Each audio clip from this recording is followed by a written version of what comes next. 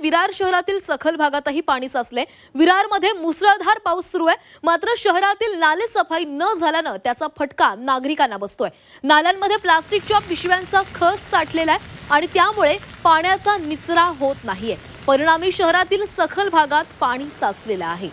तर विरारमधली दृश्य, नाल्याची साफसफाई न झाल्याने हा संपूर्ण फटका तिथल्या नागरिकांना बसलेला आहे। मोठ्या प्रमाणामध्ये पाणी साचलेलं आहे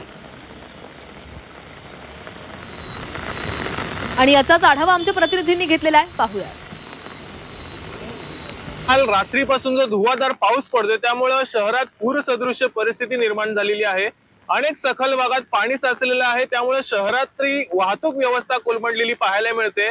शहरातल्या पाणी साचण्यामागे नेमकं काय कारण आहे मी तुम्हाला दाखवतो। माझ्या बाजूला संपूर्ण हा तुम्ही नाला पाहताय, नाला आणि रस्ता अगदी समान तुम्हाला दिसत असेल। याच नाल्यांचं पाणी रस्त्यांवरती येतं आणि संपूर्ण रस्ते ब्लॉक होतात।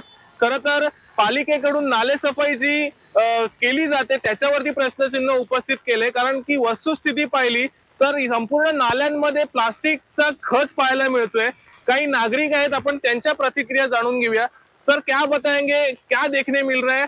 पालिकेने नाले सफाई की आहे की नाही झाली नाही यावर्षी, काय माहित नाही, गेलीच नाही, पण हे केले ते थोडंफार कधीच केलं। रस्त्यावर पाणी आलं बघा, चालण्याचा प्रॉब्लेम, गाडी चालवण्याचा प्रॉब्लेम होता आम्हाला। आता पाणी कुठे आहे ते दिसत नाही आणि गाडी खड्ड्यात पाणी गेली तर दरवर्षी अशीच परिस्थिती असते का? हो, कधी होते, दरवर्षी अशीच परिस्थिती असते, सफाई पूर्ण होत नाही। नक्कीच आपण पाहिलं असेल तर पालिकेवरती टीका केली जाते। पालिकेने जर ही सफाई केली असती तर कदाचित शहरात पूर परिस्थिती निर्माण झाली नसती। वेळोवेळी पावसाळ्याच्या आधी पालिकेकडून दावा केला जातो नाला सफाई केली गेली असल्याचा, मात्र प्रत्यक्षात आपण जर नाल्यांची परिस्थिती पाहिली तर ते प्लास्टिकच्या खचामुळे पूर्ण गच्च भरलेल्या दिसतात।